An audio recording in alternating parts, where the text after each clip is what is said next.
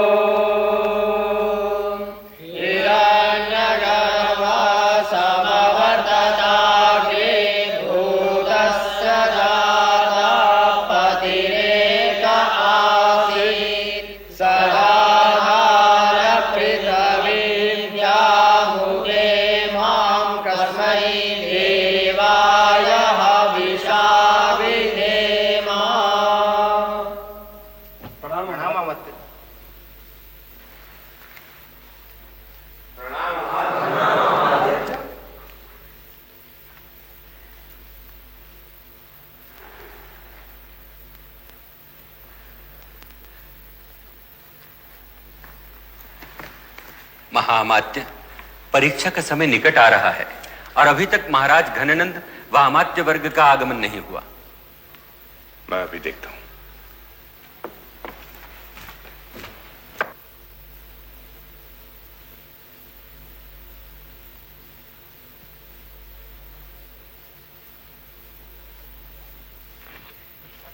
आचार्य,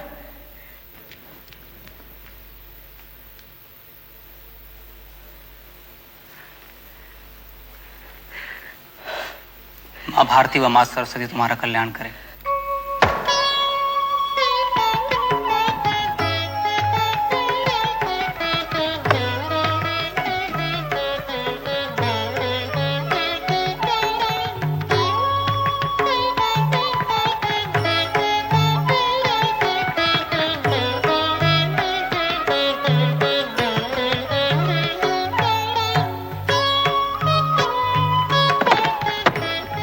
लो गौरांग, आज तुम भी 10 सहस्त्र का शापन हार गए। तुम लोगों का खेल समाप्त हो गया। क्यों, कोई है मगध में जो धनानंद को पराजित कर सके?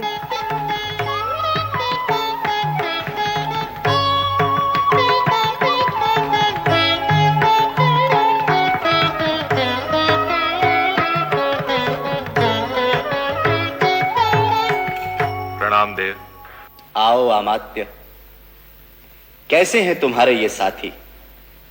एक भी ढंग से चलना नहीं जानते। और इस विचक्षणा और इसकी सखियों को देखो, ये चतुरंग के खेल में मुझ पे विजय पाना चाहती है, जबकि मैं इससे कहता हूं कि मैं इसके सम्मुख हार चुका हूं। महाराज, ज्ञान सभा में दूसरे जनपद से आए हुए सभी स्नातक विद्वान व मगध के नागरिक आपकी प्रतीक्षा कर रहे हैं।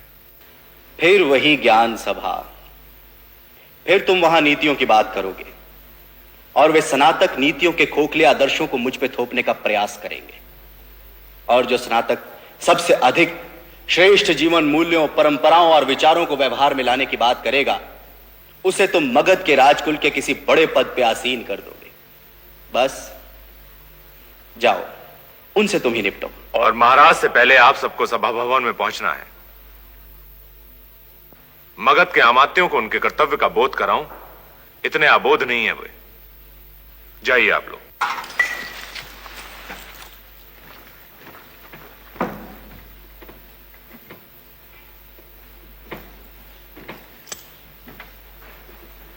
चलिए महाराज।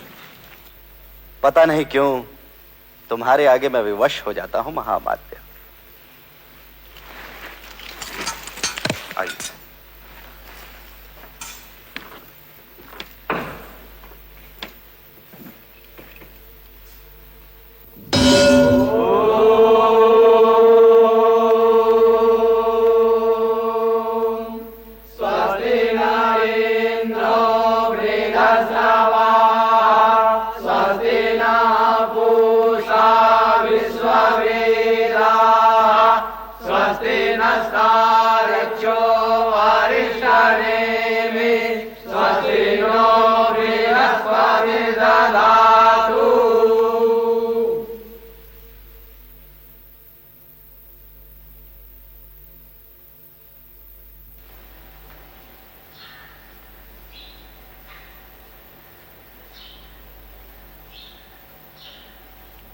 आज भिक्षुकों की तो भीड़ लगी है महामात्य। मैं वेदों को साक्षी मानकर इस ज्ञान सभा में विभिन्न जनपदों से आए स्नातकों से प्रश्न करना प्रारंभ कर रहा हूं।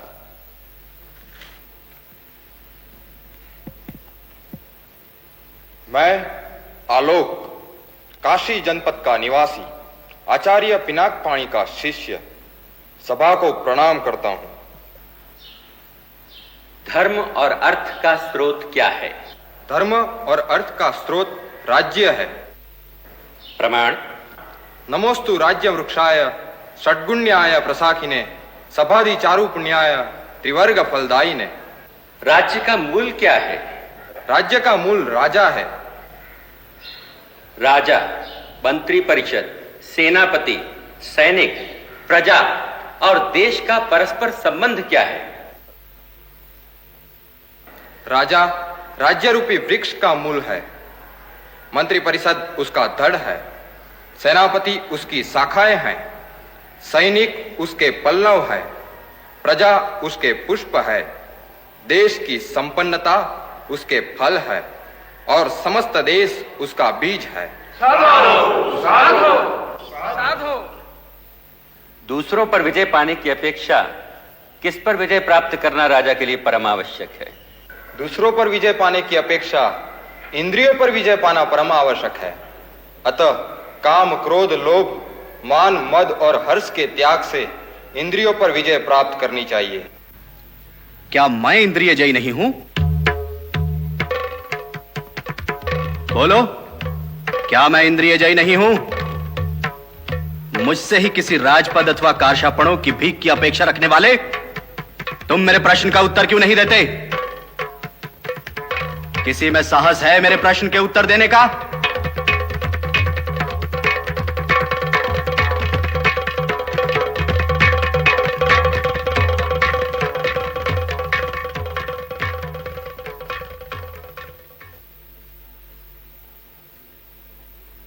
नाम? अग्निवेश। जनपद? तक्षशिला। आचार्य?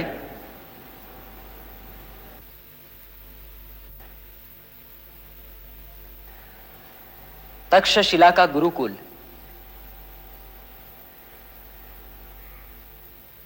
आचार्य वररुचि ने भी तक्षशिला के गुरुकुल में शिक्षा प्राप्त की है। सबसे बड़ा शत्रु अहंकार। निर्धन का धन। विद्या। सत्पुरुष कौन है? जो परोपकार के लिए आगे बढ़े वही सत्पुरुष है। स्त्री का आभूषण। लज्जा। सबसे बड़ा वीर कौन है? दानवीर। जो सब कुछ लुटा दे वह दानवीर, और जो लूट रहे हैं वो ज्ञानी। धन की रक्षा किससे करनी चाहिए? धन की रक्षा चोरों व राजपुरुषों से करनी चाहिए। सुख का मूल धर्म है। धर्म का मूल अर्थ है। अर्थ का मूल राज्य है। राज्य का मूल इंद्रिय जय है। इंद्रिय जय का मूल विनय है। विनय का मूल वृद्धों की सेवा है। राजा का हित किस में है? राजा का हित प्रजा के हित में होता है। यानी मैं प्रजा का अहित करूं तो मेरा भी अहित होगा।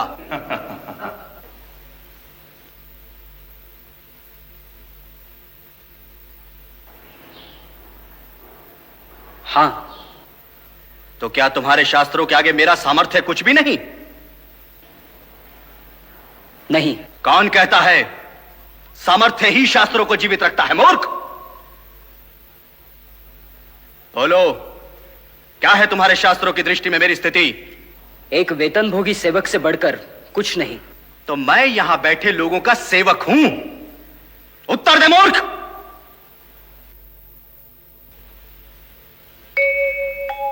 ओ, तो अब इसकी बारी है। ब्राह्मण, तू नहीं मांगेगा भिक्षा? लूट ले, इन शठों के साथ तू भी लूट ले धनानंद को।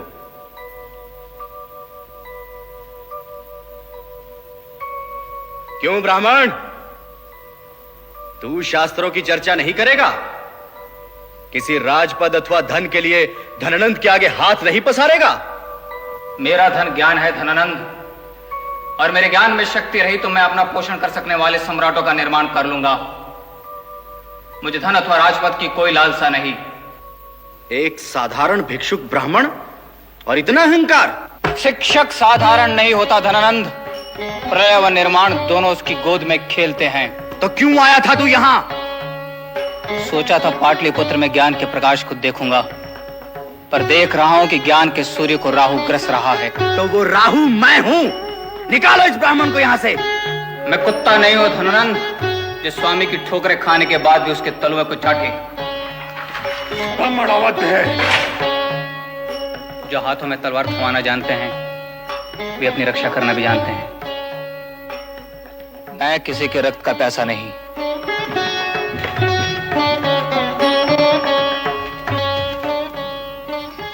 कल तेरा द्वितीय जन्म होगा।